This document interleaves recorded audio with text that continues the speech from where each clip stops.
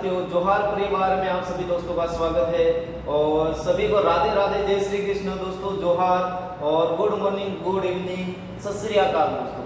उम्मीद करता हूँ कि सभी दोस्त स्वस्थ होंगे और अपनी तैयारी को बेहतर कर रहे होंगे दोस्तों। आज भी राजस्थान के इतिहास में कल हम लोगों ने बात कर ली थी गोहिल वंश और सामान्य जानकारी के बारे में बात की थी दोस्तों। आज जो बात करने वाले हैं काल भोज या बप्पा रावल, कालों के काल दोस्तों महादेव तक ले जाएंगे इनको और काल भोज या बप्पा रावल के बारे में बात करने वाले हैं। तब तक वीडियो के अंत तक आप बने रहो दोस्तों।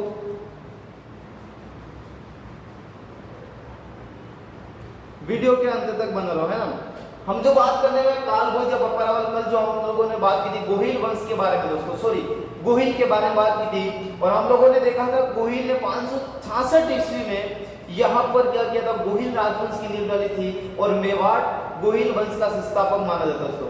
इसके बाद कुल देवता के बारे में बात की थी, कुल देवता के बाद आराध्य देव के बारे में कुल देवी के बाद हम लोगों ने आराध्य देवी के बारे में बात की थी। इसके बाद राजधानियों के बारे में बात की थी दोस्तों, राजधानी कौन कौन सी बनी थी ये बात की थी और गोहिल को हम लोगों ने निपटा दिया था। अब जो बात करने वाले, आज जो बात करने वाले दोस्तों, वो बात करने वाले काल भोज या बप्पा रावल। काल भोज या बप्पा रावल को पढ़ने से पहले हमें कुछ शासकों का नाम याद करना पड़ेगा दोस्तों, देखना पड़ेगा। सबसे पहले दोस्तों एक शासक आता है जिसका नाम है नागादित्य। काल भोज गोहिल के बाद एक शासक आता है नागादित्य। कौन सा आता है? नागादित्य। इस नागादित्य के बाद एक शासक और आता है दोस्तों, उसका नाम है, नागादित्य के बाद एक शासक आता है महेंद्र। कौन आता है दोस्तों? महेंद्र प्रथम। कौन सा आता है? महेंद्र प्रथम। इस महेंद्र प्रथम के बाद एक शासक और आता है दोस्तों और उस शासक का नाम है अपराजित। क्या नाम है? अपराजित। अपराजित के बाद एक शासक और आता है दोस्तों और उस शासक का नाम था महेंद्रदित्य। क्या नाम था दोस्तों? महेंद्रदित्य। आप सोच रहे होंगे सर हमें ये क्या, हमारी क्या जरूरत है इसकी जरूरत है दोस्तों, इसको काल भोज या बप्पा रावल से जोड़ेंगे हम लोग। शासक आते हैं जिसका नाम है नागादित्य, महेंद्र और अपराजित और महेंद्रदित्य दोस्तों। महेंद्र प्रथम है ना, लास्ट में जो है महेंद्रदित्य। ये शासक याद रखते हैं। तो काल भोज या बप्पा रावल किसका पुत्र था दोस्तों? हमारे जो अपराजित है, सील है, वर्धमान, ऐसे राजाओं के हमारे कोई इतिहास भी नहीं मिलता है और उन्होंने कुछ अच्छा कार्य, मतलब खूब ऐसा कार्य भी नहीं किया गया जिसको हम राजस्थान की हिस्ट्री के अंदर, मेवाड़ के इतिहास के अंदर पढ़े थे। तो महेंद्र का पुत्र था महेंद्रदित्य का पुत्र था जिसका नाम था काल भोज या बप्पा रावल। कौन था? काल भोज या बप्पा रावल। इस महेंद्रदित्य की हत्या कर दी जाती है दोस्तों, हत्या कर दी जाती है भीलों के द्वारा। किसके द्वारा कर दी जाती है? भीलों के द्वारा। भीलों के द्वारा इसकी क्या कर दी जाती है? हत्या। गोहिल जब राजा बनता है तब भील जाति के सहयोग से राजा बनता है दोस्तों और इस क्षेत्र के अंदर सर्वाधिक जो दबदबा था वो किस जाति का था? तो वो भील जाति का था। तो महेंद्र जब बनता है दोस्तों तो महेंद्र कहता है भील जाति से कर वसूलने का कार्य करता है। तो महेंद्र की जो हत्या कर दी जाती है वो हत्या किसके द्वारा की गई थी? महेंद्र की दोस्तों जो हत्या कर दी जाती है वो भीलों के द्वारा की जाती है। किसके द्वारा हत्या की जाती है? भीलों के द्वारा महेंद्र की क्या कर दी जाती है दोस्तों? हत्या कर दी जाती है। जब भीलों के द्वारा महेंद्र की हत्या कर दी जाती है तो होता क्या है दोस्तों कि इस, देखिए आगे दोस्तों, होता क्या है कि महेंद्र, किसकी बात करते हैं? महेंद्रदित्य, इसकी जो हत्या कर दी जाती है भीलों के द्वारा। किसके द्वारा कर दी जाती है दोस्तों? भीलों के द्वारा इसकी क्या कर दी जाती है? भीलों के द्वारा हत्या कर दी जाती है और भीलों के द्वारा इसकी हत्या की जाती है। और इस महेंद्रदित्य का जो पुत्र था जिसका नाम था दोस्तों काल भोज या बप्पा रावल। क्या नाम था? काल भोज या बप्पा रावल महेंद्रदित्य का पुत्र था। अब होता क्या है कि भील जनजाति की नजरों में तो ये काल भोज या बप्पा रावल जब 2-2.5 वर्ष का था दोस्तों तो सांप का बेटा सफोला, इसीलिए भील जनजाति है वो किसको मारना चाहती थी?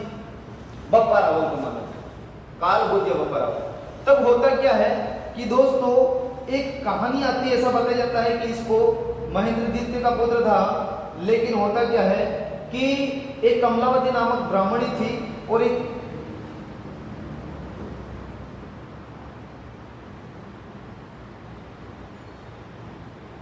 ब्राह्मणी थी। लेकिन इससे पहले हम आगे चलेंगे दोस्तों। इससे पहले हम देखेंगे इनका जन्म। इनका जो जन्म हुआ दोस्तों, वो जन्म कब हुआ तो ध्यान रखना, इनका जो जन्म हुआ है वो जन्म हुआ 713 ईस्वी में। इनका जो जन्म कब हुआ दोस्तों, तो इनका जो जन्म हुआ है, इनका जन्म हुआ 713 ईस्वी में। कब हुआ? 713 ईस्वी में। इनका जन्म 713 ईस्वी में, 713 ईस्वी में हुआ। और कहां पर हुआ था? ईडर। ईडर। और ये जो ईडर नामक जगह है दोस्तों, कहां पर है? गुजरात के अंदर। कहां पर है ये?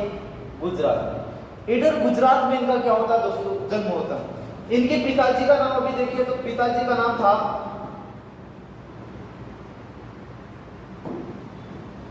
पिताजी का नाम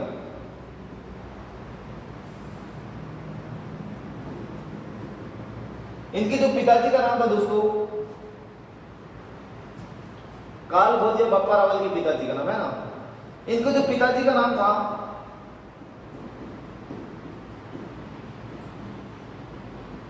महेंद्रदित्य। क्या नाम था? महेंद्रदित्य। और इस महेंद्रदित्य की जो हत्या कर दी थी, वो हत्या किसके द्वारा की गई थी? ध्यान रखना, भीलों के द्वारा। किसके द्वारा? भीलों के द्वारा इनकी क्या कर दी थी? हत्या कर दी थी। इनकी क्या की थी? हत्या की। भीलों के द्वारा इनकी क्या कर दी जाती है दोस्तों? हत्या कर दी जाती है। क्या कर दी जाती है? जब इनकी हत्या कर दी जाती है तब ऐसा बताया जाता है कि ये अपना प्रारंभिक जो समय है दोस्तों, इन्होंने प्रारंभिक समय कहां पर बिताया? तो इनका जो प्रारंभिक समय दोस्तों, प्रारंभिक समय, इनका जो प्रारंभिक समय है वो हारित ऋषि के वहां पर बिताया था। प्रारंभिक समय इन्होंने कहां पर बिताया था? हारित ऋषि के आश्रम में। कहां पर बिताया दोस्तों? हारित ऋषि के आश्रम में। इन्होंने अपना जो प्रारंभिक समय जो बिताया था हारित ऋषि के आश्रम में, वहां पर बिताया था। और ये ऐसा बताया जाता है कि जब ये छोटे थे तब ऐसा बताया जाता है कि ये हारित ऋषि की क्या चराते थे? गाय चराते थे। क्या चराते थे दोस्तों? हारित ऋषि की ये गाय चराते थे। और बाद में ऐसा होता है, उस कहानी पर जाएंगे हम, लेकिन इससे पहले कुछ और छोटी मोटी बातें देख लेते हैं कि इनका जो वास्तविक नाम दोस्तों, वास्तविक नाम, इनका जो वास्तविक नाम था कालभोज था। क्या नाम था? कालभोज। इनका अगर वास्तविक नाम पूछा जाए आपसे, क्या नाम था? कालभोज। इन्होंने अपने शासनकाल में राजधानी कौन सी बनाई थी दोस्तों? तो इन्होंने जो राजधानी बनाई थी वो राजधानी किसको बनाई थी? नालंदा को बनाई थी। कल हम लोगों ने वैसे बात की थी, इनकी जो राजधानी बनाई थी, इनको राजधानी इनके द्वारा राजधानी पर किसको बनाया? नालंदा को बनाया था। किसको बनाया था? नालंदा को राजधानी बनाया था। बचपन में ये सारी बातें एक बार तो याद रखना, इनका जन्म 713 ईस्वी में ईडर गुजरात में हुआ। पिताजी का नाम महेंद्रदित्य और भीलों के द्वारा महेंद्रदित्य की हत्या कर दी जाती है दोस्तों। प्रारंभिक नाम था, प्रारंभिक जो समय बीता इन्होंने हारित ऋषि के आश्रम में बिताया। वास्तविक नाम था कालभोज या बप्पा राव। कालभोज था। राजधानी थी नालंदा। अब जो बात आती दोस्तों, ऐसा बताया जाता है कि कालभोज या बप्पा रावल है वो बचपन में हारित ऋषि की गाय चराते थे। किसकी गाय चराते थे? ये जो है वो किसकी गाय चराते थे? ध्यान रखना, ये जो गाय चराते थे दोस्तों, वो किसकी गाय चराते थे? ये जो गाय चराते थे हारित ऋषि की। किसकी गाय चराते थे? ये जो गाय चराते थे ये हारित ऋषि की गाय चराते थे। किसकी गाय चराते थे? हारित ऋषि की गाय चराते थे। ये किसकी गाय चराते थे? ये हारित ऋषि की गाय चराते थे। किसकी गाय चराते थे? एक मिनट रुक जाना। हारित ऋषि की गाय चराते थे। किसकी गाय चराते थे? हारित ऋषि की गाय चराते थे। किसकी गाय चराते थे? ये हारित ऋषि की गाय चराते थे। और ऐसा बताया जाता है दोस्तों कि हारित ऋषि की गाय चराते थे, जिनके पास एक मतलब बाद में होता है कि हारित ऋषि के आशीर्वाद से, हारित ऋषि के आशीर्वाद से ये क्या करते हैं दोस्तों? 734 ईस्वी में चित्तौड़ के एक शासक थे। उस समय चित्तौड़ पर शासन था मौर्य राजवंश का, मौर्य शासकों का शासन था। और हारित ऋषि के आशीर्वाद से ये क्या करते हैं? मेवाड़ राज्य प्राप्त करते दोस्तों। कौन सा राज्य प्राप्त करते हैं? मेवाड़ राज्य। लेकिन इससे पहले हमें यहाँ पर जाना पड़ेगा। तो ये गाय चराते थे, ऐसा बताया जाता है दोस्तों कि गाय चराते थे, एक सामा नाम की गाय थी। सामा नाम की जब गाय थी, ये गाय चराने के लिए जंगल के अंदर जाते थे दोस्तों, और इनके जो सहयोगी थे दोस्तों, वो जो सहयोगी आए थे पारासर गांव। पारासर गांव गुजरात के अंदर पड़ता है दोस्तों। और होता क्या है कि वहां से ये आते हैं, नागदा की ओर आते हैं, यहाँ पर हाथ ऋषि के शरण में रहते हैं दोस्तों, और यहाँ पर गाय चराते हैं। सामा नामक जो गाय है वो क्या करती थी, जंगल के अंदर जाती थी, और ये साथ में जाते थे, और एक ही जगह पर जाकर ये दूध ढोलती थी। अपने धान का जो दूध है वहां पर एक जगह पर ढोलती थी। तो कालगोल, बाली, देवा, इनके दो भील सहयोगी थे दोस्तों। इनके जो भील सहयोगी, इनके दो भील सहयोगी थे। सहयोगी मतलब दोस्त कह सकते हैं। बाली और देवा कौन थे? बाली और देवा कौन थे? इनके दो वीर सहयोगी थे जिनका नाम था बाली और देवा। अब होता है कि ये गाय चराते थे, और ये जो सामा नाम की जो गाय है रोज एक ही जगह पर जाकर अपना दूध ढोलती थी। तो बाद में काल को जब बप्पा रावण ने सोचा कि यार यहाँ पर ऐसा क्या है, ये गाय रोज क्या करती, दूध ढोलती है। तो ऐसा बताया जाता है कि जहां पर ये दूध ढोलती थी वहां पर एक शिवलिंग निकली। क्या थी दोस्तों? शिवलिंग थी। और वो जो शिवलिंग थी वो किसकी थी? ध्यान रखना, वो जो शिवलिंग थी एकलिंग नाथ जी की। किसकी शिवलिंग थी? वो जो यहाँ पर जो मंदिर बनाया गया बाद में, इसी जगह पर, इस शिवलिंग पर काल भोज बप्पा रावल ने किसका मंदिर बनाया?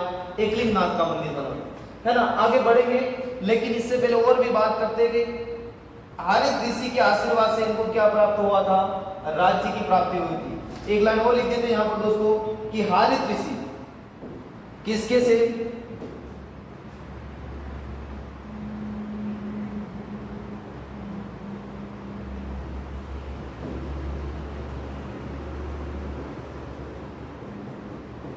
हारित ऋषि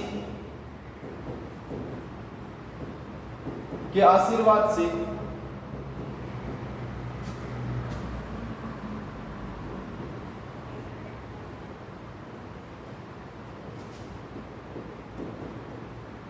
इन्होंने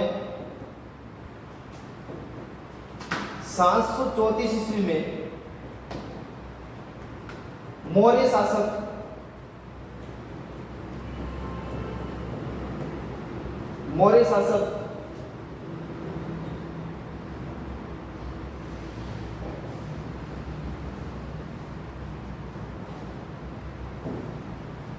मानमोरी को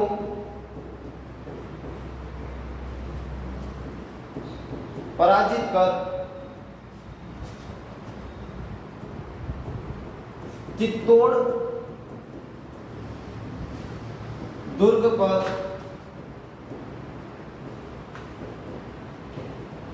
अधिकार किया। चित्तौड़ दुर्ग पर अधिकार किया। हारित ऋषि के आशीर्वाद से इन्होंने 734 ईस्वी में मौर्य शासक मानमोरी को पराजित कर इन्होंने चित्तौड़ दुर्ग पर अधिकार किया था दोस्तों। तो ये किसके आशीर्वाद से, मतलब इनके आशीर्वाद से मेवाड़ राज्य इनको प्राप्त हुआ था दोस्तों। जब ये शासक बनते हैं तो शासक बनते ये क्या कार्य करवाते? ध्यान रखना, इन्होंने एकलिंग नाथ जी का मंदिर बनवाया। शासक बनते ही अपनी राजधानी बनाते हैं। क्या बनाते दोस्तों? राजधानी। और इनकी जो राजधानी बनाई इन्होंने, और राजधानी कौन सी बनाई? तो ध्यान रखना, इन्होंने राजधानी बनाई नागदा। इनकी जो राजधानी थी वो कौन सी थी दोस्तों? नागदा। इन्होंने राजधानी बनाई थी वो नागदा बनाई थी, है ना। इसके बाद देखा जाए दोस्तों इन्होंने और क्या शासक बनते इन्होंने और क्या कार्य किया? तो ध्यान रखना, इन्होंने कैलाशपुरी गांव में, किस गांव में? कैलाशपुरी गांव में। कैलाशपुरी गांव में इन्होंने एक मंदिर बनवाया। उस मंदिर का नाम था एकलिंग नाथ जी का मंदिर। एकलिंग नाथ जी का मंदिर। ये जो एकलिंग नाथ जी का मंदिर है दोस्तों, ये ध्यान रखना, पाशुपत या लकुलिश संप्रदाय का प्रमुख केंद्र है। पाशुपत या लकुलिश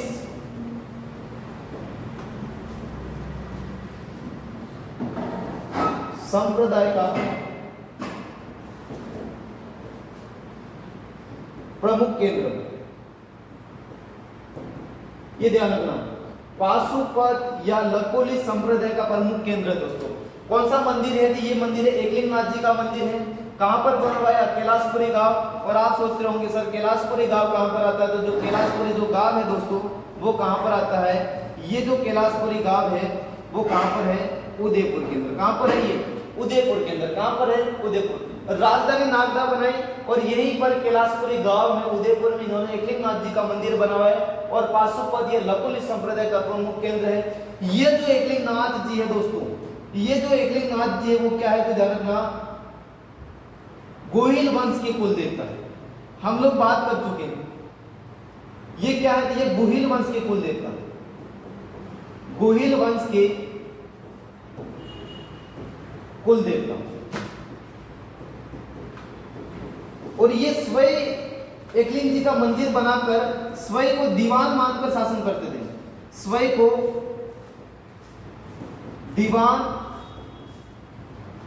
मानकर शासन करते थे। दीवान मानकर क्या करते थे दोस्तों? ये शासन करते थे, है ना। स्वयं को एकलिंग जी का दीवान मानकर ये शासन करते थे।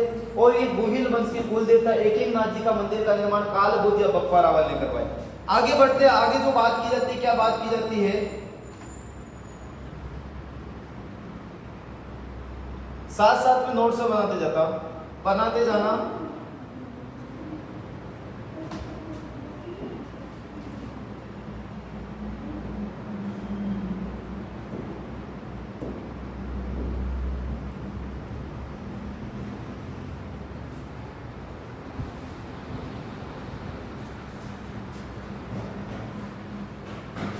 और जो बात करेंगे, इनको माना जाता है दोस्तों मेवाड़ के वास्तविक संस्थापक। इनको कहा जाता है मेवाड़ के वास्तविक संस्थापक। और इन्होंने एक उपाधि धारण की थी दोस्तों, इन्होंने एक उपाधि धारण की थी। उपाधि का नाम है दोस्तों हिंदवा सूरज। कौन सी उपाधि धारण की थी इन्होंने? हिंदवा सूरज। इसके बाद सभी शासक अपने आप को क्या कहने लगे दोस्तों? हिंदवा सूरज कहने लगे। मेवाड़ के सभी जो शासक है वो क्या कहने लगे? हिंदवा सूरज कहने लगे। मेवाड़ का वास्तविक संस्थापक अगर पूछा जाए कालभोज या बप्पा रावल को कहा जाता है। और इन्होंने जो उपाधि धारण की थी दोस्तों वो हिंदवा सूरज की उपाधि धारण की थी। अब जो बात की जाती है, क्या बात होती है? आगे जो बात होती है दोस्तों कि कालभोज या बप्पा रावल ने या कालभोज या बप्पा रावल को एक प्रशस्ति है दोस्तों, जिस प्रशस्ति का नाम है कुंभलगढ़ प्रशस्ति। कौन सी प्रशस्ति? कुंभलगढ़ प्रशस्ति। और इस कुंभलगढ़ प्रशस्ति में कालभोज या बप्पा रावल को दोस्तों क्या बताइए? कुंभलगढ़ प्रशस्ति लिखी कब की? 1460 ईस्वी में लिखी गई थी। कब लिखी गई दोस्तों? 1460 ईस्वी में लिखी गई थी। और इस कालभोज या बप्पा रावल को कुंभलगढ़ प्रशस्ति में दोस्तों विप्र कहा गया। क्या कहा गया? विप्र। विप्र कहा गया। विप्र का मतलब होता है दोस्तों ब्राह्मण। क्या होता है? ब्राह्मण। विप्र का मतलब क्या होता है? ब्राह्मण होता है। क्या होता है? विप्र का मतलब क्या होता है? ब्राह्मण होता है। इस बात को ध्यान रखना। आगे जब बात करेंगे हम लोग कि कुंभलगढ़ प्रशस्ति में इनको कहा गया दोस्तों विप्र कहा गया है, लेकिन रणकपुर प्रशस्ति में इनको क्या कहा गया दोस्तों? रणकपुर प्रशस्ति। रणकपुर प्रशस्ति। इस रणकपुर प्रशस्ति में इनको कहा गया दोस्तों कालभोज व बप्पा रावल को अलग अलग बताया गया है। क्या बताया गया है? कालभोज और बप्पा रावल को अलग अलग बताया गया है। कालभोज व बप्पा रावल को अलग अलग बताया दोस्तों। क्या बताया है? अलग अलग बताया। कालभोज या बप्पा रावल को अलग अलग बताया गया है, दोनों को अलग बताया है। इस बात का भी ध्यान रखना, है ना। इस बात का ध्यान रखना। एक बार आपको स्क्रीनशॉट लेना है तो ले लीजिए दोस्तों, फिर आगे बढ़ेंगे अपन।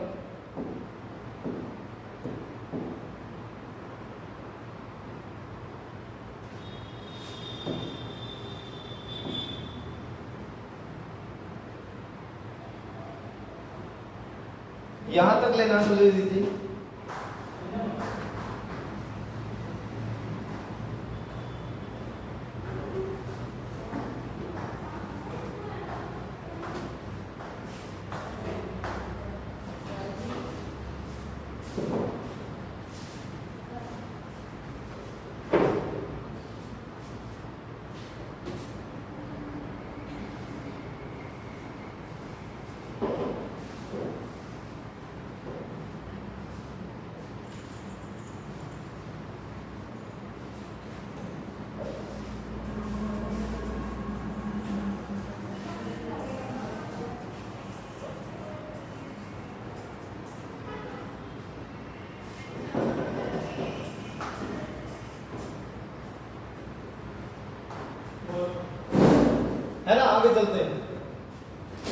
ठीक है दोस्तों,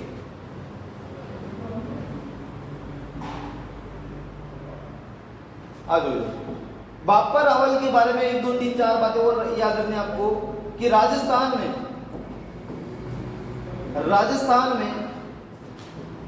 सर्वप्रथम सोने के सिक्के किसके द्वारा चलाए थे? ध्यान रखना, सोने के सिक्के जो चलाए थे वो काल भोज या बप्पा रावल के द्वारा। राजस्थान में सर्वप्रथम अगर सोने के सिक्के किसके द्वारा चलाए गए थे? काल भोज या बप्पा रावल के द्वारा। ये जो सिक्का था दोस्तों 115 ग्रेन का था। कितने ग्रेन का था? 115 ग्रेन का था। और इस पर किस किस के चित्र मिलते हैं, अंकित मिलते हैं? तो ध्यान रखना, इस पर जो मिलता है सूर्य की आकृति मिलती है। किसकी मिलती है? सूर्य की भी मिलती है। इसके बाद ध्यान रखना नंदी की, किसकी आकृति मिलती है? नंदी। नंदी बोले तो गाय, और गाय को हम कहते हैं दोस्तों कामधेनु। क्या कहते हैं? गाय को हम कहते हैं कामधेनु। यहीं पर इसी सिक्के पर त्रिशूल का प्रतीक भी है। किसका प्रतीक है? त्रिशूल का भी है। इसके बाद नंदी का, नंदी को हम कहते हैं कामधेनु, और सूर्य की भी आकृति है। और एक दंडवत करते हुए व्यक्ति का चित्र है। दंडवत प्रणाम करते हुए दोस्तों, दंडवत प्रणाम करते हुए व्यक्ति का चित्र बना हुआ है। और वो कहां पर बना हुआ है? यहां पर। कुछ इतिहासकार ऐसे कहते हैं कि ये जो सोने का सिक्का था दोस्तों वो हमें अजमेर से प्राप्त हुआ था, लेकिन कुछ इतिहासकार ये मानते हैं कि नहीं, कि काल भोज या बप्पा रावल के द्वारा ही क्या चलाए थे? राजस्थान में सर्वप्रथम सोने के सिक्के चलाए थे। तो ये बात ध्यान रखना। अब जो बात की जाती है, एक व्यक्ति, एक इतिहासकार आता है दोस्तों, जिस इतिहासकार का नाम है सीवी वेद। और सीवी वेद ने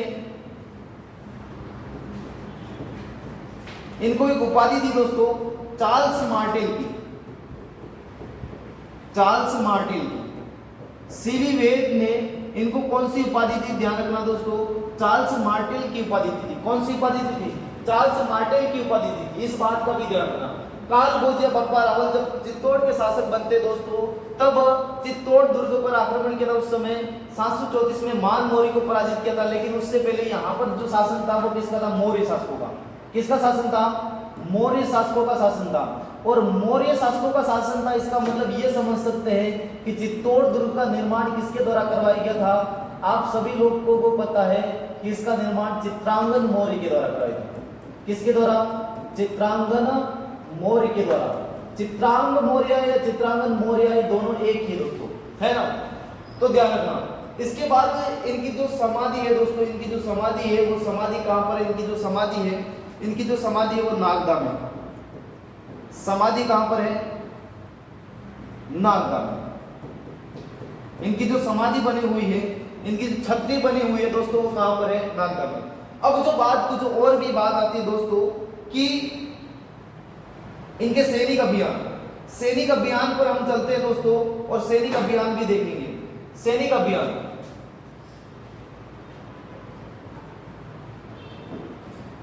सैनिक अभियान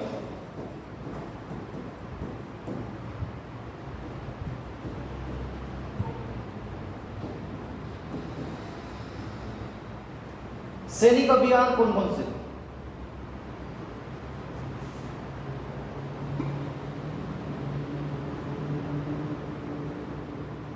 ठीक है दोस्तों, अब यहां पर बनाएंगे हम राजस्थान। ये दोस्तों राजस्थान का नक्शा है, और इस राजस्थान के नक्शे के अंदर देखा जाए तो एक रियासत आती है दोस्तों हमारी। उस रियासत का नाम है मेवाड़ रियासत। कौन सी रियासत दोस्तों? मेवाड़ रियासत। ये मेवाड़ रियासत है, और इस मेवाड़ रियासत के जो राजा है दोस्तों उसका नाम है काल भोज या बप्पा रावल। क्या नाम है? काल भोज या बप्पा रावल। काल भोज या बप्पा रावल यहाँ के शासक है। अब ऐसा बताया जाता है दोस्तों कि जब भारत पर यहाँ पर इधर से गजनी से मतलब अरब आक्रमणकारी था जिसका नाम था मोहम्मद बिन कासिम। क्या नाम था? मोहम्मद बिन कासिम। क्या नाम था? मोहम्मद बिन कासिम। अरब आक्रमणकारी था जिसका नाम था मोहम्मद बिन कासिम।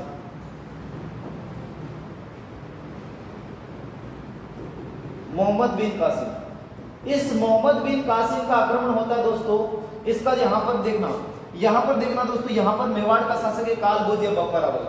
यहाँ पर है सिंध, क्या दोस्तों, सिंध। यहाँ पर क्या है, सिंध। और सिंध का राजा है दोस्तों दाहिर सेन या दाहर सेन। सिंध का राजा कौन है, दाहर सेन। सिंध का राजा दाहर सेन। सिंध का राजा कौन है, दाहर सेन। सिंध का जो राजा है दोस्तों दाहर सेन है।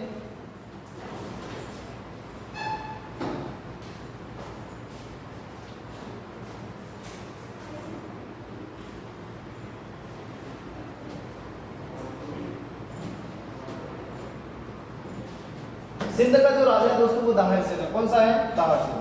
अब जो होता है कि ये जो मोहम्मद बिन कासिम है दोस्तों, ये जो मोहम्मद बिन कासिम है वो आक्रमण करता है दोस्तों सिंध पर। कहां पर आक्रमण करता है, सिंध पर।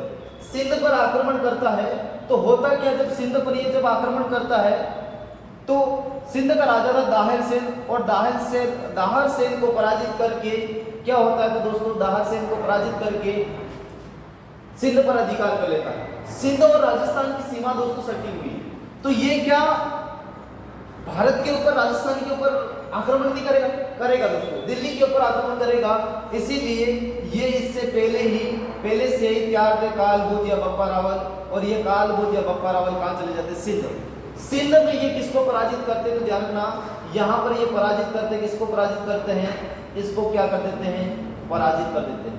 किसको पराजित करते हैं, ये मोहम्मद बिन कासिम को पराजित करते हैं दोस्तों। मोहम्मद बिन कासिम को पराजित करने के बाद यहाँ पर एक जगह का नाम, यहाँ पर अपने एक सैनिक अभियान मतलब सैनिक टुकड़ी, यहाँ पर एक सैनिक टुकड़ी स्थापित कर देते हैं, और उस जगह पर जहाँ पर सैनिक टुकड़ी इनकी, जहाँ पर सेना रहती थी, इनका जो सीमा बनाई थी, उस वाले स्थान को कहा गया दोस्तों रावलपिंडी का। क्या कहा गया, रावलपिंडी। क्या कहा गया, रावलपिंडी। ये जो रावलपिंडी वर्तमान में कहां पर है, पाकिस्तान के अंदर। कहां पर है दोस्तों, पाकिस्तान। कहां पर है, पाकिस्तान। ये रावलपिंडी नाम का स्थान कहां पर है दोस्तों, पाकिस्तान। अब ध्यान रखना सिंध से आगे पड़ता है दोस्तों, इधर पड़ता है गजनी। क्या पड़ता है, गजनी। गजनी जो आता है दोस्तों, गजनी जो आता है वो गजनी कहां पर आता है, गजनी आता है जी मतलब अफगानिस्तान। ये जो गजनी आता है दोस्तों वो कहां पर आता है, अफगानिस्तान के अंदर आता है। और गजनी का शासक था दोस्तों सलीम। गजनी का शासक था दोस्तों कौन था, सलीम। इस सलीम को भी पराजित किसके द्वारा किया था, ध्यान रखना, इसको भी पराजित किया था, किसने किया था, काल भोज या बप्पा रावल ने किया था। किसने किया था, काल भोज या बप्पा रावल ने किया था। अब उन्हें ऐसा बताया जाता है दोस्तों कि और आक्रमण होता है कि मेवाड़ पर आक्रमण होता है दोस्तों जुनैद का 738 ईस्वी के आसपास। ऐसा बताया जाता है कि इस मेवाड़ पर आक्रमण होता है। मेवाड़ पर किसका आक्रमण होता है दोस्तों, जुनैद का। किसका आक्रमण होता है, जुनैद का आक्रमण होता है। किसका आक्रमण होता है, जुनैद का। जुनैद का आक्रमण होता है। और जब जुनैद का आक्रमण होता है तो क्या होता है कि यहाँ पर खूब सारे भील निवास करते थे। सब भील जब निवास करते थे, भील क्या है, ये मेवाड़ छोड़कर चले जाते, तब काल भोज या बप्पा रावल आता है और यहीं से अपना शासन की व्यवस्था स्टार्ट करता है दोस्तों। तो 738 ईस्वी में जुनैदों को पराजित कर दोस्तों ये इनको भी पराजित करता है। किनको पराजित करता है, जुनैदों को पराजित करता है दोस्तों। और पराजित करने के बाद होता है क्या दोस्तों, यहाँ पर मेवाड़ में अस्थायी रूप से रहने लगता है कौन, काल भोज या बप्पा रावल। इस बात का भी ध्यान रखना। बाद में ऐसा बताया जाता है हारित ऋषि के द्वारा। किसके द्वारा, हारित ऋषि के द्वारा। किसके द्वारा दोस्तों, हारित ऋषि के द्वारा। हारित ऋषि के द्वारा। हारित ऋषि के द्वारा इनको एक उपाधि दी गई थी। वो उपाधि कौन सी दी थी, ध्यान रखना। हारित ऋषि के द्वारा इनको कौन सी उपाधि दी गई, तो वो उपाधि थी दोस्तों, हारित ऋषि के द्वारा इनको उपाधि दी गई थी बप्पा रावल की। कौन सी दोस्तों, बप्पा रावल की। बप्पा रावल कौन सी उपाधि दी गई दोस्तों, बप्पा रावल की उपाधि। अब ये बप्पा रावल है क्या दोस्तों, बप्पा का मतलब हो गया बाप के समान दोस्तों, और रावल का मतलब हो गया सेवक दोस्तों। रावल का जो अर्थ होता है सेवक, तो ये बप्पा मतलब बाप के समान हुआ दोस्तों, सभी की रक्षा की इसलिए। और रावल का मतलब जो एकलिंग जी का स्वयं दीवान मानकर ये क्या करते थे, शासन करते थे, तो ये एकलिंग जी के क्या थे, सेवक। इस बात का भी ध्यान रखना। इसके बाद दोस्तों और जो बात करते हैं वो क्या बात करते हैं, और जो बात करते हैं दोस्तों काल भोज या बप्पा रावल के सैनिक अभियान,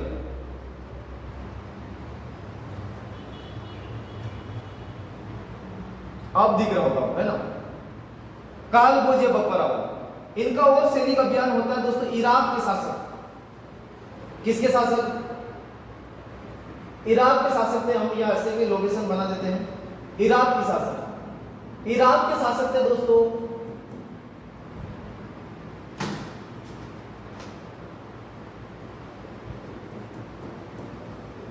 जिसका नाम था हजाज, जिसका नाम क्या था, हजाज।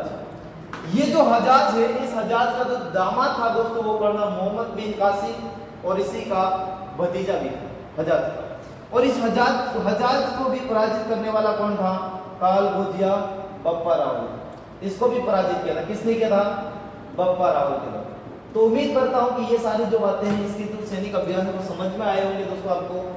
इराक का शासक था हजाज, और हजाज को भी पराजित किसके द्वारा किया गया था, काल भोज या बप्पा रावल के द्वारा पराजित किया गया था, है ना। इस बात का ध्यान रखना। जीएस ओझा हिंदुस्तान का सबसे प्रतापी शासक किसको मानते हैं, ध्यान रखना, वो मानते हैं काल भोज या बप्पा रावल को।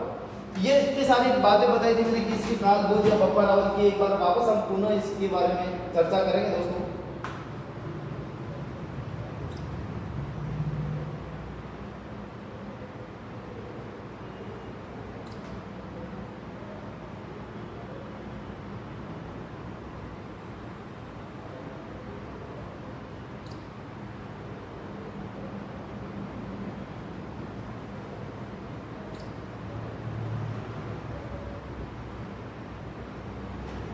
एक बार पुनः इसके बारे में चर्चा करेंगे।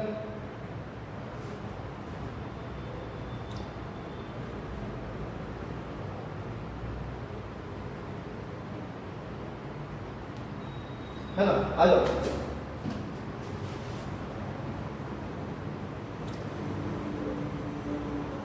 काल भोज या बप्पा रावल दोस्तों, काल भोज या बप्पा रावल का जो शासनकाल है दोस्तों, वो शासनकाल कौन सा है, तो ध्यान रखना, इसका जो शासनकाल हो जाएगा 734 ईस्वी से लेकर 753 ईस्वी। इनका जो जन्म हुआ दोस्तों ईडर गुजरात के अंदर हुआ। कहां पर हुआ, ईडर गुजरात के अंदर, है ना। इसके बाद इनके पिताजी का नाम महेंद्रदित्य, और महेंद्रदित्य की जो हत्या की थी वो बीलो के द्वारा की गई थी। किसके द्वारा की गई थी दोस्तों, बीलो के द्वारा की गई थी।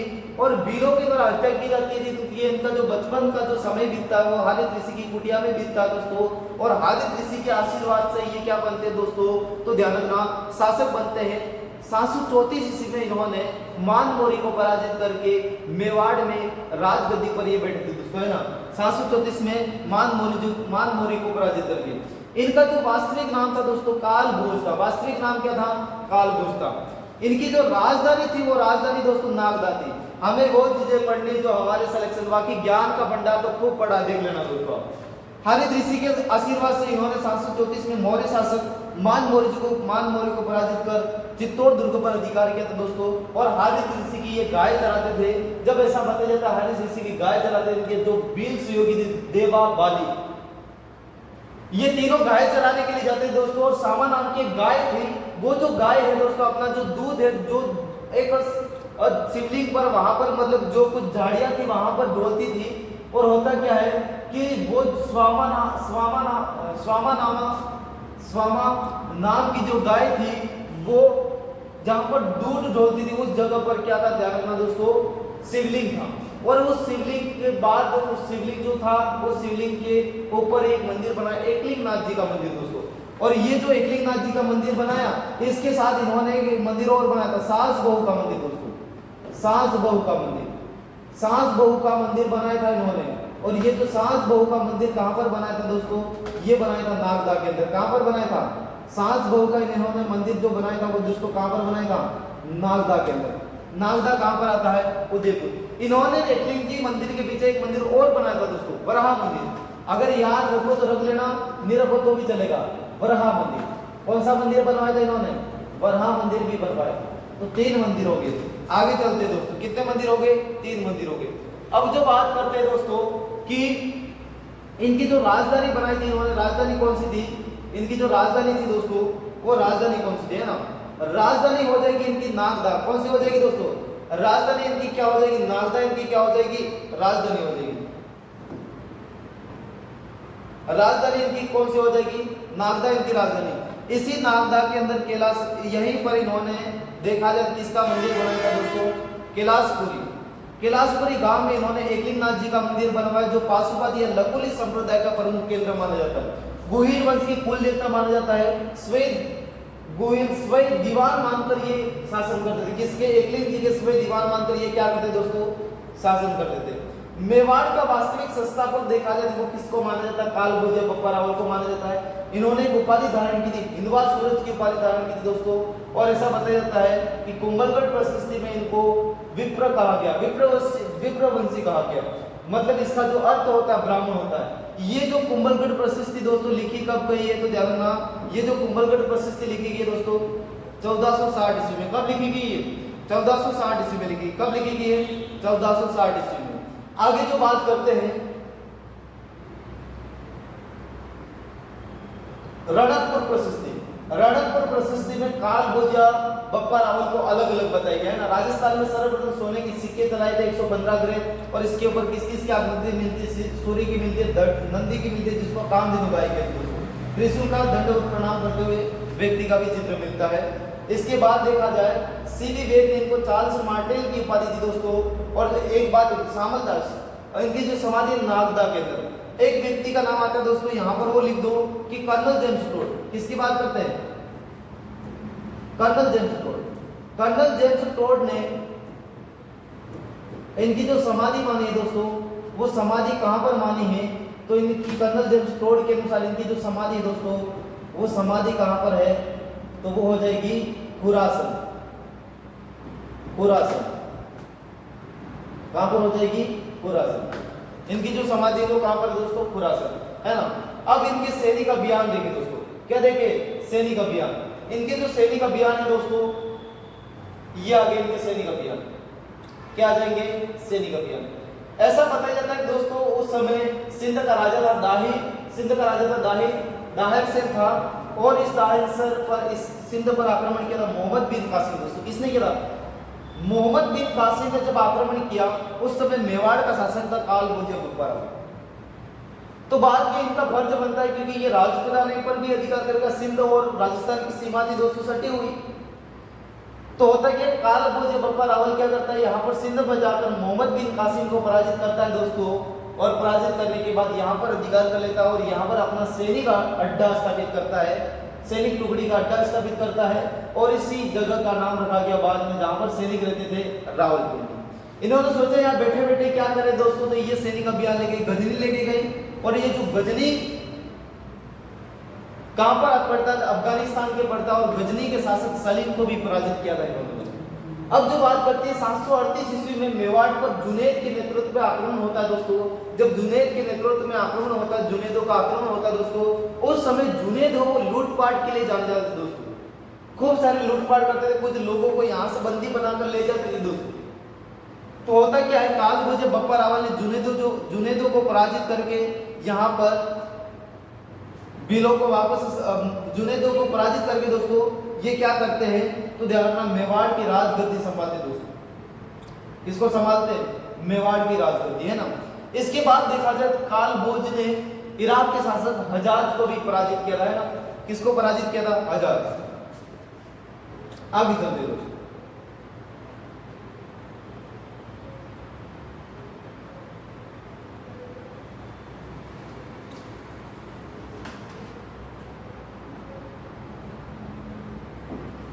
आगे जो बात करेंगे, अब जो आएगा दोस्तों अल्लट। कौन आएगा, अल्लट। अब जो आने वाला वो कौन आने वाला है, अल्लट आने वाला है। कौन आने वाला है, अल्लट। कौन आने वाला दोस्तों, अल्लट। अल्लट आने वाला। कौन आने वाला, अल्लट। अल्लट का कोई कार्यकारी याद नहीं रखना हमें दोस्तों।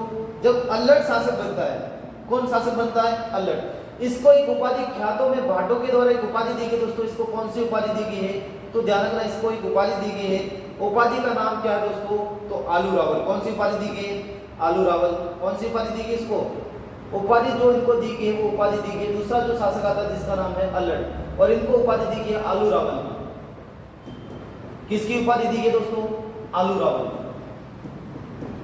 किसकी उपाधि दी गई इनको? आलू रावल की उपाधि दी गई। इसके बाद देखा जाए दोस्तों, इनको मेवाड़ के अंदर इन्होंने बरहा मंदिर का निर्माण करवाया। किस मंदिर का निर्माण कराया? बरहा मंदिर का निर्माण करवाया। मेवाड़ में बरहा मंदिर का निर्माण करवाया, बरहा मंदिर बनवाया। कौन सा मंदिर बनवाया इन्होंने? बरहा मंदिर बनवाया। आगे जो बात की जाती है कि इन्होंने राष्ट्रकूटों को पराजित करके दोस्तों, राष्ट्रकूटों को पराजित करके, राष्ट्रकूटों को पराजित करके दोस्तों हूण राजकुमारी, किसको? हूण राजकुमारी, हूण राजकुमारी जिसका नाम था दोस्तों हूण राजकुमारी हरिया देवी। क्या नाम था? हूण राजकुमारी, हूण राजकुमारी हरिया देवी से विवाह किया था। किससे विवाह किया था? हरिया देवी से विवाह किया। इनकी जो उपाधि है दोस्तों आलू रावल है, ख्यातों में इनको आलू रावल के। इन्होंने बरहा मंदिर बनवाया दोस्तों, राष्ट्रकूटों को पराजित करके हूण राजकुमारी हरिया देवी को पराजित किया था, है ना दोस्तों। सॉरी, हरिया देवी से इन्होंने क्या किया था? विवाह किया था। क्या किया था? हरिया देवी से इन्होंने क्या किया था दोस्तों? विवाह किया था। हरिया देवी से इन्होंने क्या किया था? विवाह। ये दोस्तों ये जो विवाह है राजस्थान का, राजस्थान का प्रथम अंतरराष्ट्रीय विवाह दोस्तों, प्रथम अंतरराष्ट्रीय विवाह, राजस्थान का प्रथम अंतरराष्ट्रीय विवाह। राजस्थान का प्रथम अगर अंतरराष्ट्रीय विवाह की जिक्र करें तो वो किसने किया था? हम बिजली लाए थे दोस्तों। हूण, हूण जो रहते हैं दोस्तों चाइना की ओर, मतलब भारत की उत्तर और पूर्व दिशा के अंदर जो बीच वाला हिस्सा वहां पर निवास करते, कौन? हूण निवास करते थे। और हूणों को पराजित करके इन्होंने हूण राजकुमारी हरिया देवी से विवाह किया था, और ये राजस्थान का प्रथम अंतरराष्ट्रीय विवाह माना जाता है। ये एक बार प्रश्न पूछा गया दोस्तों, इसीलिए ध्यान रखना, है ना। इसके बाद देखा जाए तो इस अल्लड़ ने अपनी जो राजधानी बनाया था दोस्तों, वो किसको बनाया था? इसने अपनी राजधानी आहड़ को बनाया था। अपनी राजधानी किसको बनाया था दोस्तों? आहड़ को बनाया। इसने जो अपनी राजधानी बनाया था वो आहड़ को बनाया था। आहड़ किसको बनाया था दोस्तों? राजधानी अपनी जो बनाई थी इसने कौन सी बनाई थी? आहड़। अब जो बात करते हैं इन्होंने सर्वप्रथम जब बाहर की बिजली लाए दोस्तों, बाहर की हम लाए, बाहर की बिजली लाए तो इसके लिए नौकर की व्यवस्था, बाहर वाली काम थोड़ी करेगी, तो इसीलिए इनको कहा जाता है नौकरशाही काम। नौकरशाही का संस्थापक, इनको क्या कहा जाता है दोस्तों? नौकरशाही का संस्थापक माना जाता है। किसको माना जाता है? अल्लड़ को। तो कितनी बातें याद रखनी दोस्तों? कितनी बातें याद रखनी है? इधर देखो कि इनको जो उपाधि है दोस्तों वो कौन सी? आलू रावल की उपाधि प्राप्त है इनको। और देखा जाए तो इन्होंने बरहा मंदिर का निर्माण करवाया। किस मंदिर का निर्माण करवाया? बरहा मंदिर का निर्माण करवाया।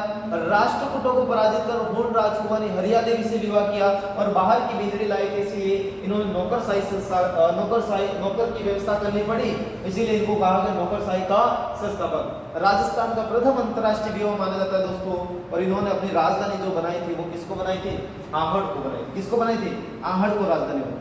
नागदा को जो राजधानी बनाई थी वो दोस्तों किसके द्वारा बनाई थी? ध्यान रखना, काल भोज बकबरावल। दो राजधानी तो बन गई यहाँ पर। अब जो बात करते हैं दोस्तों आगे और बात करेंगे, एक बार इसका स्क्रीनशॉट लेना तो ले लो।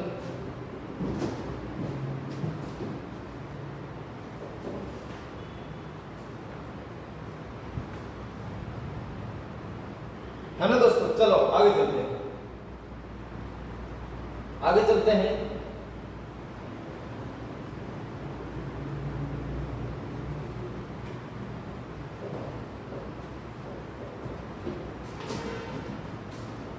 आगे जो शासक आता है जिसका नाम है शक्ति कुमार दोस्तों।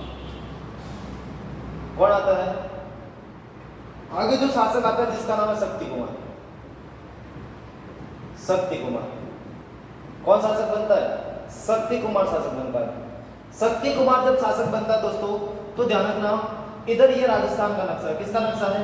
राजस्थान का नक्शा है दोस्तों, और इस राजस्थान के नक्शे के अंदर देखा जाता है कि यहाँ पर मालवा पड़ता है। क्या पड़ता है दोस्तों? मालवा। मालवा आता है, और मालवा के परमार शासक दोस्तों, मालवा के यहाँ पर परमार वंश का शासक था। किसका शासक था? परमार वंश का शासक था। और परमार वंश का शासक था दोस्तों, जिसका यहाँ पर दोस्तों बेटा मेवाड़ के अंदर कौन बेटा? शक्ति कुमार। कौन बेटा है? यहाँ पर राजगद्दी पर कौन है दोस्तों? शक्ति कुमार। कौन है? शक्ति कुमार। यहाँ पर शासक कौन है मेवाड़ के अंदर? ये है हमारे मेवाड़ रियासत। कौन से दोस्तों? मेवाड़ रियासत। और इस मेवाड़ रियासत के अंदर का अगर कोई शासक है तो उसका नाम है कौन है दोस्तों? शक्ति कुमार। कौन है? शक्ति कुमार। अब जो देखा जाए दोस्तों मालवा है, ये क्या है? मालवा। अब इस शक्ति कुमार की जो राजधानी है दोस्तों, राजधानी हमने अभी देखा था, राजधानी कौन है? तो राजधानी है इसकी आहड़। राजधानी का नाम क्या है? आहड़। राजधानी का नाम हो जाएगा दोस्तों आहड़। राजधानी का नाम क्या है? आहड़। राजधानी का नाम हो जाएगा आहड़। ये जो शासक है, ये जो है यहां का शासक है मुंज। क्या नाम है दोस्तों? मुंज। इस मुंज ने क्या किया? तो ध्यान रखना, मेवाड़ पर अटैक किया। मुंज ने कहां पर अटैक किया? ये जो मुंज है दोस्तों, तो मुंज ने कहां पर अटैक किया? तो ध्यान रखना, इसने जो अटैक किया था मेवाड़ पर अटैक किया। और शक्ति कुमार की जो राजधानी थी दोस्तों, इस राजधानी को नष्ट कर दिया। क्या कर दिया दोस्तों? इस राजधानी को इसने क्या कर दिया? नष्ट कर दिया। जब इस राजधानी को नष्ट कर दिया तो इस शक्ति कुमार ने दोस्तों एक पुनः अपनी राजधानी बनाई, और पुनः शक्ति कुमार ने अपनी दूसरी जो राजधानी बनाई थी, पुनः जो राजधानी बनाई थी वो किसको बनाया था? तो ध्यान रखना, पुनः इसने अपनी राजधानी बनाई थी, वो पुनः राजधानी, ये पुनः राजधानी बनाई थी। कैसे बनाई थी? पुनः। और पुनः राजधानी किसको बनाया था इसने? नागदा को बनाया था। किसने बनाया था? नागदा। किसको बनाया था? नागदा को। अब इधर ध्यान रखना कि इस मुंज का एक सेनापति था दोस्तों, जिसका नाम था भोज। मुंज का सेनापति था जिसका नाम क्या था? भोज। और इस भोज ने दोस्तों मेवाड़ के अंदर, किसके अंदर? मेवाड़ के अंदर एक मंदिर बनवाया, त्रिभुवन नारायण मंदिर। त्रिभुवन नारायण मंदिर दोस्तों। त्रिभुवन नारायण मंदिर किसके द्वारा बनाया गया? तो भोज के द्वारा, परमार शासक भोज के द्वारा बनाया। इस बात का ध्यान रखना, परमार शासक भोज के द्वारा क्या बनवाया था? मंदिर बनवाया था, है ना। इस शक्ति कुमार के बाद दोस्तों दूसरा जो शासक आता है, शासक जिसका आता है अंबा प्रसाद। कौन आता है? अंबा प्रसाद। शक्ति कुमार के बाद दूसरा जो शासक आता है अंबा प्रसाद। और अंबा प्रसाद को ऐसा बताया जाता है दोस्तों कि चौहान शासक था, एक जो चौहान शासक था जिसका नाम था वाकपति द्वितीय। क्या नाम था? चौहान शासक का नाम था वाकपति द्वितीय। वाकपति द्वितीय, वाकपति द्वितीय, है ना। वाकपति द्वितीय। और इस वाकपति द्वितीय ने क्या किया? इसको पराजित कर दिया। किसको पराजित कर दिया? अंबा प्रसाद को पराजित कर दिया। और ये सर हमें जानकारी कहां से मिलती है? तो ये जो सारी जानकारी कहां पर मिलती है? हमें जानकारी मिलती है, एक ग्रंथ है पृथ्वीराज, जो किसके द्वारा लिखा गया है? जयानंद के द्वारा। किसके द्वारा लिखा गया है ये ग्रंथ? जयानंद, है ना। याद रहेगा, ध्यान रखना।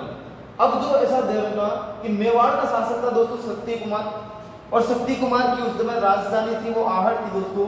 और आहड़ के समय से मालवा का शासक था जिसका नाम था, मालवा पर परमार वंश का शासक था मुंज। और इस मुंज ने आहड़ को नष्ट कर दिया। आहड़ को नष्ट करने के बाद शक्ति कुमार है वो अपनी दूसरी राजधानी बनाता नागदा। किसको बनाता? नागदा। शक्ति कुमार के बाद दूसरा जो शासक आया, कौन सा शासक आया? शक्ति कुमार फर्स्ट हो गया, इसके बाद द्वितीय। और अंबा प्रसाद को चौहान शासक, इस अंबा प्रसाद को कौन पराजित करता? चौहान शासक वाकपति द्वितीय को पराजित करता है। और ये जो जानकारी पृथ्वीराज जो ग्रंथ है दोस्तों उससे मिलते हैं, पृथ्वीराज ग्रंथ से मिलती है ना, पृथ्वीराज विजय, है ना दोस्तों। ग्रंथ का नाम लिख देना।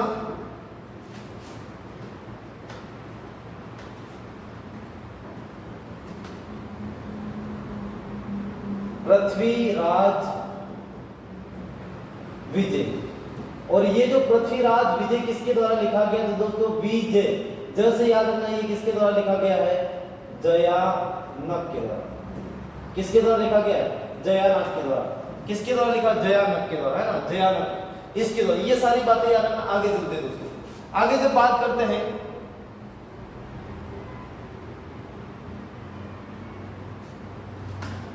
आगे, इधर देखना दोस्तों, आगे बात करते, क्या बात करते हैं कि आगे बात करेंगे दूसरा जो शासक आता है दोस्तों उसका नाम है कर्ण सिंह या रण सिंह। दूसरा जो शासक आता है जिसका नाम है कर्ण सिंह या इसी का नाम है रण सिंह। क्या नाम है, दूसरा जो शासक है उसका नाम है कर्ण सिंह या रण सिंह। दोस्तों एक बार अच्छा लिख देता हूं, मेरे हिसाब से सही नहीं लिखा। दूसरा जो शासक आता है दोस्तों यहाँ का कर्ण सिंह। कौन आता है, कर्ण सिंह या इसी का दूसरा नाम है रण सिंह। क्या नाम है, रण सिंह। कर्ण सिंह या रण सिंह यहाँ का शासक बनता है दोस्तों, मेवाड़ का शासक बनता है। कहाँ का शासक बनता है, मेवाड़ का। लेकिन इधर देखो, इस कर्ण सिंह दोस्तों इसने आहोर पर्वत पर किला बनवाया था। कहां पर किला बनवाया था इसने आहोर पर्वत पर, आहोर पर्वत पर किला बनवाया, किला बनवाया, आहोर पर्वत पर किला बनवाया। कर्ण सिंह या रण सिंह ने आहोर पर्वत पर किला बनवाया दोस्तों। और इसके दो पुत्र थे। कितने पुत्र थे, इसके दो पुत्र थे। एक का नाम था सेम सिंह। क्या नाम था, सेम सिंह। और एक का नाम था दोस्तों राहब या माहब। क्या नाम था, राहब या माहब। इसके दो पुत्र थे दोस्तों, जिसका नाम था, एक का नाम था सेम सिंह। क्या नाम था, सेम सिंह। एक का नाम था सेम सिंह और दूसरे का नाम था राहब या माहब, राहब या माहब, राहब या माहब। अब इधर देखो, इसके दो पुत्र थे जिसका नाम था सेम सिंह के दो पुत्र थे राहब, सॉरी कर्ण सिंह के दो पुत्र थे जिनका नाम था, एक का नाम था कर्ण सिंह। किसका नाम आता है दोस्तों, कर्ण सिंह। कर्ण सिंह के दो पुत्र थे, एक का नाम सेम सिंह था, एक का नाम था राहब। अब ऐसा बताया जाता है दोस्तों कि सेम सिंह ने एक शाखा की स्थापना की। इस सेम सिंह से एक शाखा की स्थापना हुई, उस शाखा का नाम था रावल शाखा। कौन सी शाखा निकली दोस्तों, रावल शाखा निकली। कौन सी शाखा निकली, रावल शाखा निकली। इससे कौन सी शाखा निकली, ध्यान रखना, रावल शाखा निकली। कौन सी शाखा निकली दोस्तों, रावल शाखा। और इस राहब या मिट गया पूरा, रुक जाओ, है ना, राहब या फिर इसका नाम है माहब। इससे एक शाखा की स्थापना हुई दोस्तों। उस शाखा का नाम था, उस जो शाखा का नाम था, उस शाखा का नाम था राणा शाखा। कौन सी शाखा दोस्तों, राणा शाखा। कौन सी शाखा निकली, राणा शाखा। कौन सी शाखा निकली दोस्तों, राणा शाखा। अब ध्यान रखना, जब हम रावल रतन सिंह के बारे में पढ़ेंगे, किसके बारे में पढ़ेंगे दोस्तों, रावल रतन सिंह के बारे में पढ़ेंगे। और रावल रतन सिंह के बारे में जब भी बात करेंगे तो ध्यान रखना, इसके बाद जो नई शाखा आएगी दोस्तों, राणा शाखा आएगी। कौन सी शाखा आएगी, राणा शाखा आएगी। तो ये जो चले जाते हैं दोस्तों सिसोदा गांव की ओर चले जाते हैं। कहां पर चले जाते हैं, सिसोदा गांव में जाकर शासन करते हैं। कहां पर गांव, कौन से गांव में, सिसोदा गांव। बाद में मैं जब रावल रतन सिंह को पढ़ाऊंगा उस समय ये बताऊंगा दोस्तों, है ना, कैसे वापस राणा शाखा से और सिसोदा शाखा से बाद में आई, वापस रावल शाखा से वापस सिसोदिया शाखा कैसे आई, बात करेंगे। अभी तक आप यहाँ पर आ जाओ। इस रावल शाखा वाले जितने भी शासक थे इन्होंने शासन किया मेवाड़ पर। कहां पर शासन किया, मेवाड़ पर। लेकिन इस सेम सिंह के फिर दो पुत्र थे। सेम सिंह के कितने पुत्र थे दोस्तों, दो पुत्र थे। एक का नाम था कुमार सिंह, एक का नाम क्या था, कुमार सिंह। और एक का नाम था दोस्तों सामंत सिंह,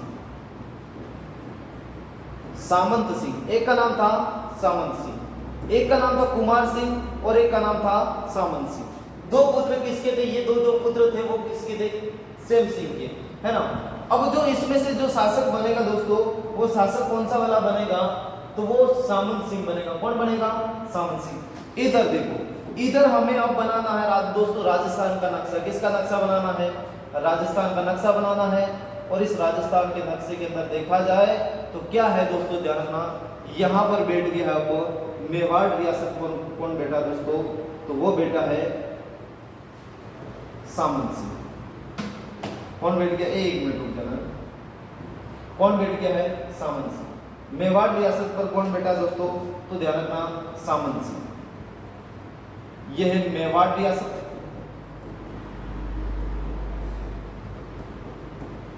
कौन सी रियासत? मेवाड़। यहां का शासक है दोस्तों जिसका नाम है सामंत सिंह।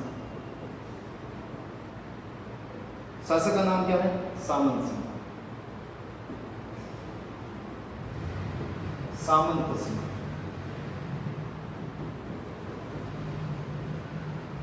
ठीक है। इसके चारों ओर राजा याद रखने, यहां पर है अजमेर दोस्तों। क्या है? अजमेर। और इस अजमेर के शासक है दोस्तों उस समय पृथ्वीराज। कौन है दोस्तों? पृथ्वीराज। पृथ्वीराज। और पृथ्वीराज की एक बहन है दोस्तों, इसकी जो बहन है जिसका नाम है बालाबाई। किसका नाम याद रखना आपको? बालाबाई का नाम याद रखना। किसका नाम याद रखना? बालाबाई। यहां पर है दोस्तों, इधर एक जालोर है। क्या है दोस्तों? जालोर है। यहां पर है जालोर।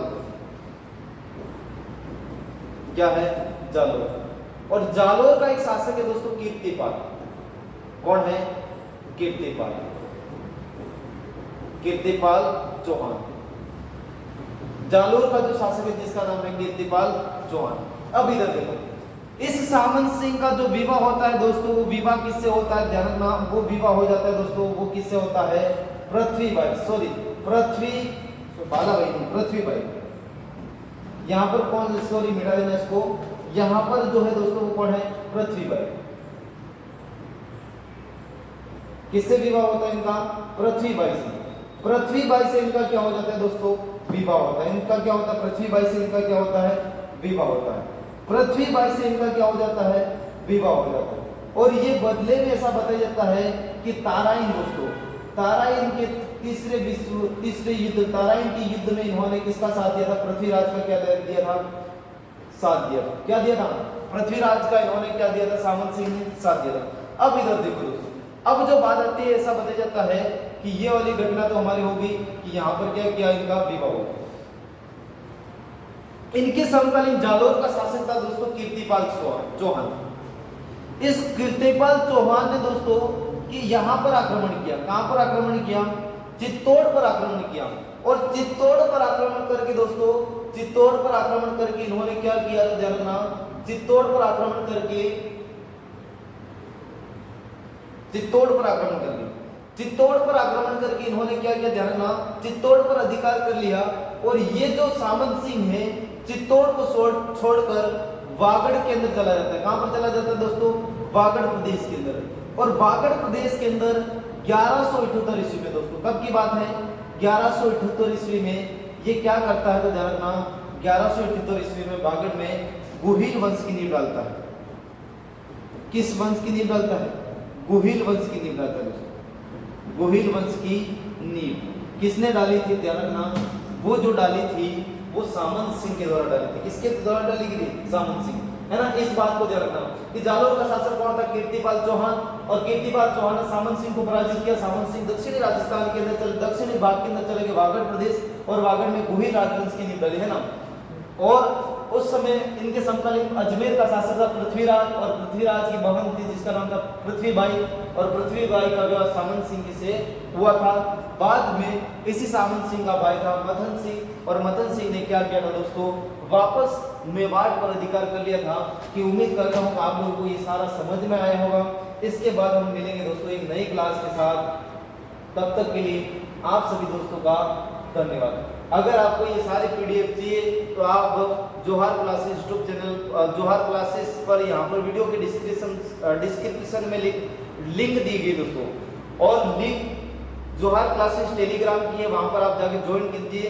व्हाट्सएप ग्रुप पे भी बना हुआ है, वहां पर भी आप ज्वाइन कर लीजिए। ये सारी जो पीडीएफ है दोस्तों वो आपको वहां पर उपलब्ध हो जाएगी। तब तक के लिए धन्यवाद। जय हिंद दोस्तों।